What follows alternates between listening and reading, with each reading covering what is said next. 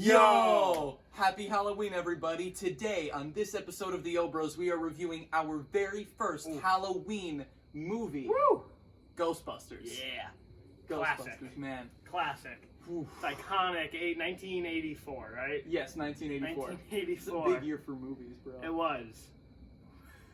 Really, really good, dude. Yeah. All right, But, No, like a challenge. I remember, I saw this for the first time when I was in, like, 3rd or 4th grade. And I saw it for the first time about 15 minutes ago, so. And I wasn't following, like, half the way through, so, like, this was my second full viewing that we just watched. Oh, so yeah, that's right, yeah.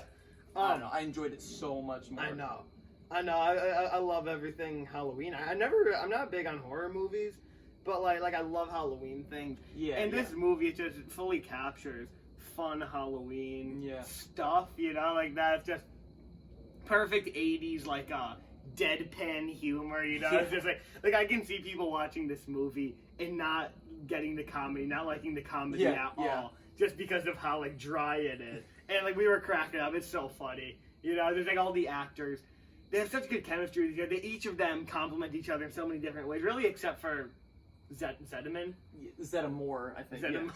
Yeah. Winston Zeddemore. Winston Zeddemore. He's the only one who doesn't really do much, but like the other three are just such. They're fantastic. Such a fun time just to have on It's screen. amazing. Peter Venkman, Bill Murray. Oh my gosh, he was amazing in this. This was probably, like, out of all 2 Bill Murray movies that I've seen, this was definitely the funniest one that I've seen. Yeah.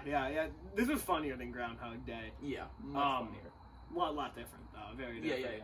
Yeah. My favorite of the 4 was definitely It's Egon Spengler. Egon Spengler. Yeah.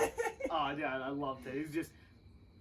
He was so like dry and awkward. It was so funny just to hear like some of the quotes. This movie's so quotable. I collect spores.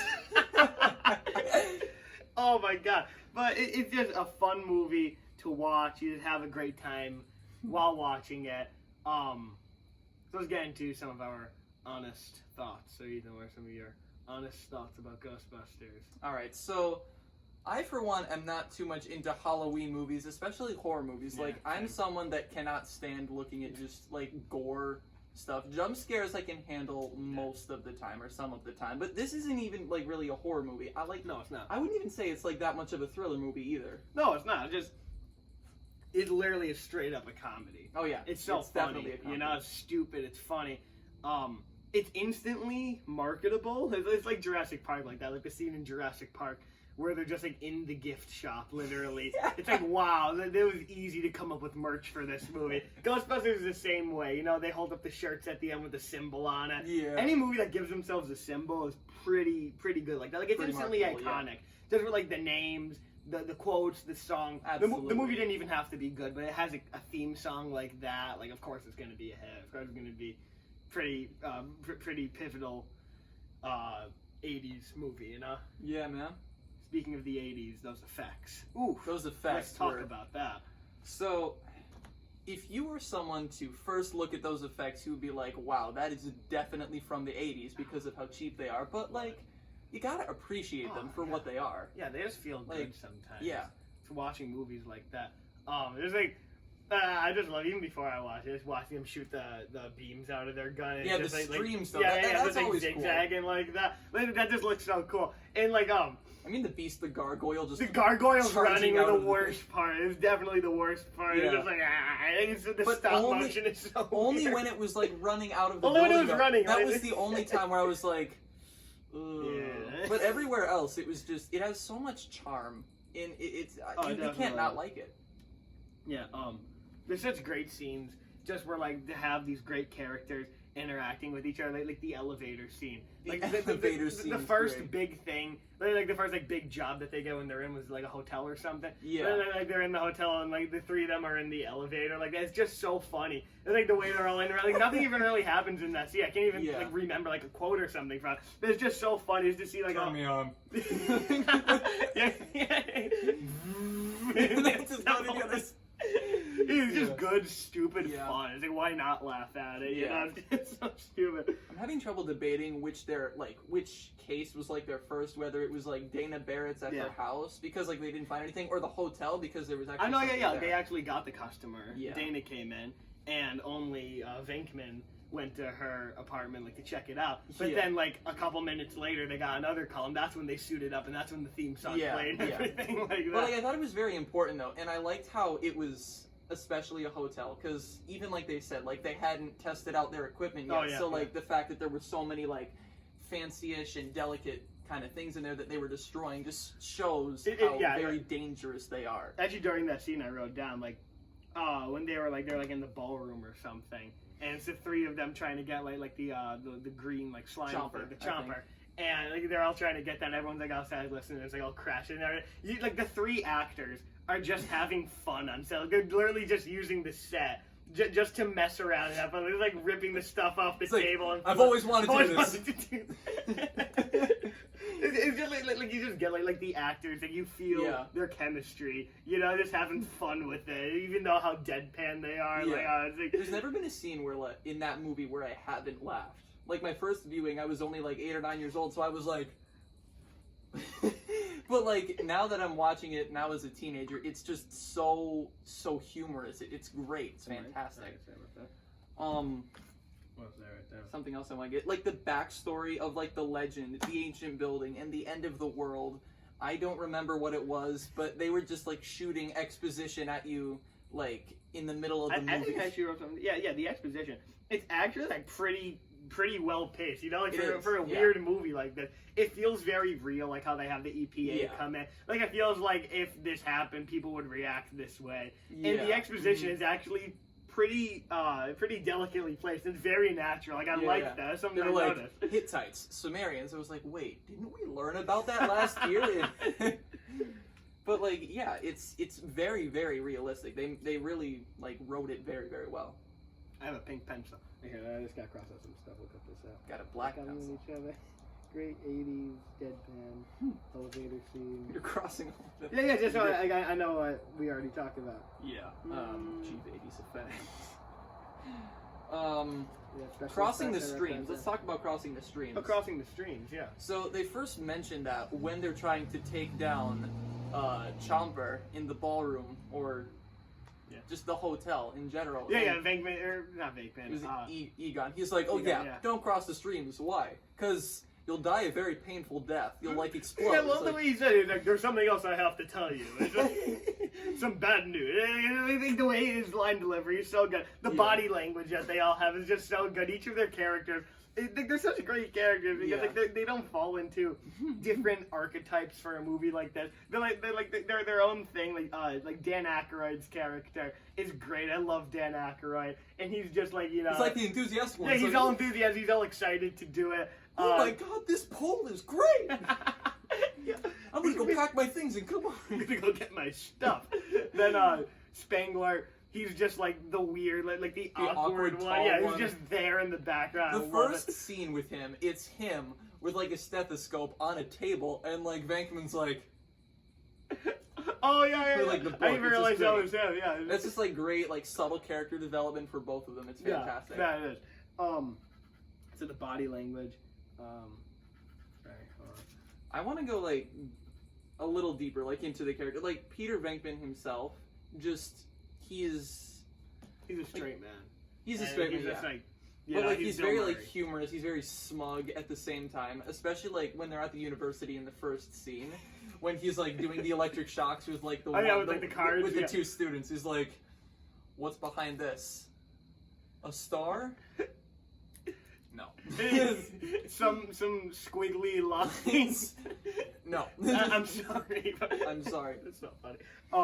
Also something I noticed is weirdly, it's very. I like the way the movie's shot. I like the different shots that are in. I like the direction. I guess I don't know what I like about it. It's just cool to see a movie like that. I think okay, it's fun to watch. You know. Yeah. It's not on the nose weird. You know, like one of those movies like how Napoleon Dynamite is shot. Like, it's not like that. But like, it's not ordinary either. Like, I think it's weird. It sticks out. I like that. I really like that uniqueness to it.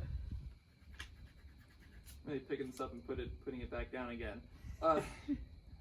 Back to like the legend, the gatekeeper and the keymaster. For some reason, okay, so they're gargoyles and they have names: Zool and Vinz Clortho. I knew Zool. I picked up on that one the first time, but then I never picked up on Vinz Clortho. Why is one just Zool and the other one's like Vinz Clortho? I didn't realize that was Robert Moranis, right? Yeah. But like they just have a different feel to them. I don't know why I'm going like in depth about this, but I wanna point this out. Zool. Zool's like the kind of guy that's like, hey, don't mess with me. While Vinz Clortho's like, hey, does anybody have a laptop charger I can borrow? Wait, what? Like, you know, like I don't understand. Vinz Clortho and Zool. Oh, okay, all right. Just like the sounds of them. Yeah. Okay, I thought you were like describing the characters. Like, no. I didn't get that from this movie. Does anybody have a laptop charger I can borrow? Vinz Clortho. Speaking of that, like the monsters, the whole mystery of the movie is very well placed, and it kind of subverts expectation because like I wasn't expecting a mystery in this movie. So when we actually got those reveals to all these things and like they're not just happening because of the movie, I'm like, oh, okay, like it's pretty satisfying to see like there's an explanation behind all this. I'm like, I wasn't expecting it. I didn't need an explanation for this, but we have it and it's good and it kind of works. So yeah, so like it's a really well placed mystery. Oh yeah, throughout the movie, it's very good like that. It's like 80s movies. Like many of them are very, very well written. It's just they are. It's just a fact. Great. It's a fact. And I was expecting like the director of this to be someone like who I've heard of before. I don't even know. It's like Ivan something. I'm just gonna go down the list. We covered all the characters. Yeah. Well, the Ghostbusters. Dana Barrett. She's just the love interest and the possessed person. I thought it was cool she got possessed. I wasn't expecting it. I kind of liked it. There's nothing too special about her. No, not really. Nothing character-wise. Louis Tuffy, though. Oh my god, he's love amazing. He's so funny. His so line delivery is just great. I'm gonna have a shower. I'm gonna have a shower. He keeps getting locked out of his house. These are from Nova Scotia, Canada. Nova Scotia, Canada. I got them for $24.95. I only paid $14.95 with tags. It's the way he talks is just hilarious. Like the party that he has, like for all his clients, I was like, I want to be at that. I want to be at this I want to show up at that door and have him greet me the way that he did to every single guest that is at that party. If we start dancing, maybe some other people will join along. And then the doorbell rings in his apartment building. He's like, oh, I have to go get the door. Yeah. So I'm like, this doorbell. Just tossing the coats in the room. It's just on the gargoyle. Man, such a great character. Stay Puffed Marshmallow Man. I knew it was coming, obviously, because that's like the big thing from this movie. Yeah. And as soon as there was a scene where it's like, the demigods like choose the form of the Destructor, and I know. Like, clear your minds. We need it to be the most harmless thing ever. It's like your decision has been made. I used to roast those marshmallows around the fire at camp when I was a kid. I wanted to think of the most harmless thing that could never ever possibly hurt us. The giant staple. I couldn't help it. It just popped into my mind. So Dan Aykroyd's such a great character. The way out of all the 80s effects, I think that was probably the best one. Like the guy in the suit. Oh yeah, the marshmallow. The facial expressions on the Stay Puft Marshmallow, it changes. Oddly, and it looks cool. It's weird, but it's cool. That's your favorite one, like the special effects, like how they do that? Yeah. Mine is the streams still. I like the guns. Yeah, I like the streams too. That's it just feels good. Like that kind of light stuff, like watching early Star Wars lightsabers or watching Bill and Ted with the lightning. It just feels good, you know? Yeah. That's in the future. The best part though was like the Stay Puft Marshmallow Man. He's just climbing up the building like King Kong. He's on fire. He's literally a roasted marshmallow man. And then like once they just do everything, it's just marshmallow falling from the sky, landing on the bad guy who's the EPA agent or whatever. His name's Walter Peck. I'm the name guy. Walter Peck. It's just funny. Falling marshmallow. I know. Which probably wasn't even marshmallow. It definitely wasn't even. It was definitely just like shaving cream. Yeah. Like when they were like, oh, they're all okay. It was like, that looks like shaving cream. That was probably definitely shaving cream. Like a lot of the humor It's very like there's a lot of Bill Murray stuff, and all the 2 movies I've seen of his. No kiss. Oh, oh, it is a very unique brand of comedy. You know, like people either love him or hate him. I still haven't really decided yet. I only saw 2 movies. I like him. I think he's pretty good. Yeah, it's a really unique brand of humor. You don't really know how to explain it. One of the jokes, so the first time when I was watching this, my dad was watching it with me. Like, there's a lot of adult humor in it. Yeah. And when he's at Dana's apartment, he's like searching around with like the stick and everything, squeezing the bubble and everything. Yeah.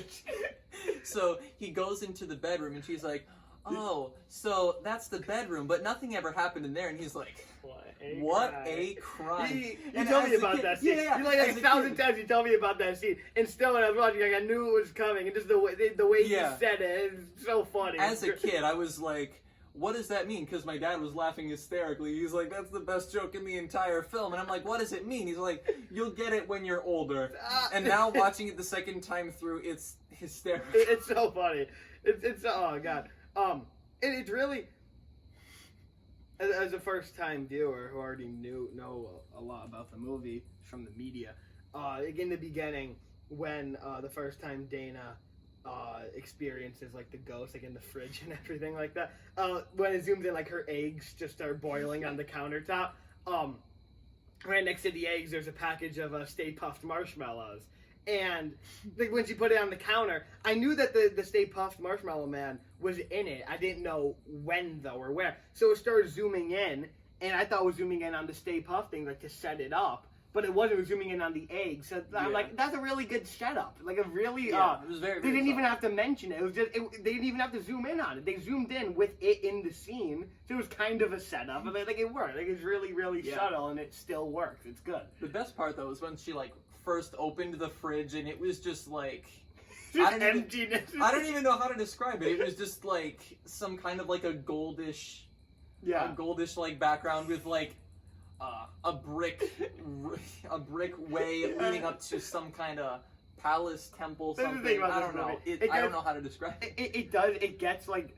It gets so weird, like in that scene, like it gets like weirdly existential. It gets scary sometimes, like with the gargoyles and. Excuse me, but like when it happened, it's just like it makes you so much happier that it's in this movie. It just looks so good. It's such good fun in this movie. You know what I'm saying? The one thing I'd like to point out about the gargoyles, though, is that the original mold of them is a very blocky and like sort of crappy kind of mold, and then when the real definitely beast, something like an animatronic, and then when they like break out of it, it's like, oh, there's real gargoyles inside, and then when they defeat them, they like actually create a mold that looks more realistic, and then the people break out of them. It's so cheesy. Why? It's such a cheesy movie. Like the budget for the effects must have not been anything at all, but that just makes it better. I love cheesy movies, especially when they're in the 80s, and especially when they have like Dan Aykroyd in them. It's just so good. Another thing I have is the gadgets and the side. It just goes back to what I was saying about it being like instantly iconic, instantly recognizable. The gadgets and everything like that, like the guns, like the car was called the Ecto-1. The Ecto-1, yeah. It's like everything just it's so cool. Like the thing with where they dispose of all the ghosts and everything. It's just so much fun to see like all those gadgets. Like spy movies, like Winter Soldier, Captain America: The Winter Soldier. That's one of my favorite movies for gadgets, because there's all these things that they don't have to explain that just shows up in the movie and it makes it that much better. It's just fun to watch, you know. The gadgets are very cool. I agree with that. Okay. Now the soundtrack. All right. So the soundtrack was awesome. Like right off the bat, Ghostbusters, Ray Parker Jr. Like, come on, it's amazing. And then like all throughout the movie, they were just like playing these awesome songs. Every time I was like, what is this song? It's a pretty good song. Yeah. I still gotta look for them. Yeah, me too. But yeah, it's just a good 80s soundtrack with like not a lot of huge names. Like I don't know who Ray Parker Jr. is. I just know the one song. I just know that he like wrote Ghostbusters. You don't know any other songs from the movie either. You just know but like a lot of them sounded very good. I'm like, wow. Yeah. Like, wow, I like this. Good quality soundtrack. Like before they're getting in the building, like when they're driving to get into the building in the big climax on the pole. Like when they're playing the song and they're like driving there, we were looking at each other. It's like, ooh, I like this song. It's pretty good. So the last thing we wanted to touch on before we finish up this review is a couple of famous quotes from the movie. There's a lot of favorite quotes. Ghostbusters. We're gonna name our favorites. Alright, so one of my favorites, one that made me laugh out loud. I always say Spengler. I've said that all day. He's so funny. Just the way he said, the way he talks, it's so funny. It's amazing. Right. Let's say this Twinkie represents the normal amount of psychokinetic energy in the New York area. According to this morning sample, it would be a Twinkie, pauses, 35 feet long and weighing approximately 600 pounds. Tell him about the Twinkie. I love that quote. It's so funny. You're both Twinkie, psychokinetic energy. Yeah, we were both dying laughing like once we heard that. So, I already told you one of my favorite, which happens to be the what a crime. But another one was by the same guy, Peter Venkman. Get her. Very scientific. Very scientific. It was originally said by Stentz in the beginning when they were in the library, and then there's then okay, get her. Get her. Get her. When they're all looking at the Stay Puft Marshmallow Man, it's just like rampaging through the town. Venkman, he goes, Egon, what have you got left? Egon, staring at the Marshmallow Man, says, sorry, Venkman, I'm terrified beyond the capacity of rational thought. This kind of stuff just makes this movie so great. These random quotes and this stupid stuff. Oh my god, it's amazing. It's so memorable. Like these quotes are going to be. That's a great movie with great quotes. I think we should do this, like with quotable movies like that. Yeah, this is definitely a quotable movie. Yeah. We should do some of our favorite quotes, like quote off, if you will. God. All right, so another one that I liked was from the fourth guy, Winston Zeddemore. When someone asks if you're a god, you say yes. You say yes. Especially the scene when they're going up toward it. It's like the demigod is asking, "Are you a god?" And Ray's looking back. And everyone's like nodding on them. Ray's looking at, they're like, and he's like, "No," and she's like, "Then, ha." No, seriously, he like turned to them. It's like, "Then, ha."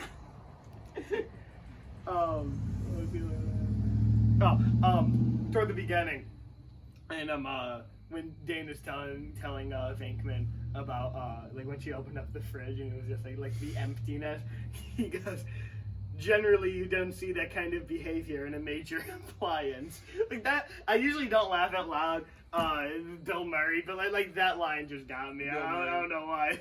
It's so funny. Do you have anything else to say? Yeah, my last one is, we came, we saw, we kicked its ass. That's right. Badass. That's awesome. As he's covered in slime and everything, it's just great. This is a fun movie. I'll definitely watch it again. Oh yeah, for sure. 'Tis the season. That's right. Happy Halloween, everyone. Look at this.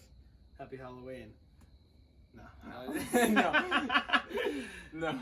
All right. Well, it seems to me like that was our review of Ghostbusters. It most certainly was. Yes. So. Thank you so much for watching. Oh yeah, thank you guys. We love you. Don't forget to subscribe. Share the video. We never said that before. We haven't. Share it all over the place. Hit the like button. Hit it. Leave a comment. Leave a comment. Talking about... We want to hear your opinions about Ghostbusters. We want to talk to you about Ghostbusters. Say requests if you want to be on the show, whatever. Absolutely. We are always open. If you want open. us to talk about something, sure. Yeah. You know, like, subscribe, and... Comment, share, hit the bell. Woo! All right, and we will see you back here for our next episode. Yeah, until next time, we are the Yo Bros, and we want to talk to you about stuff.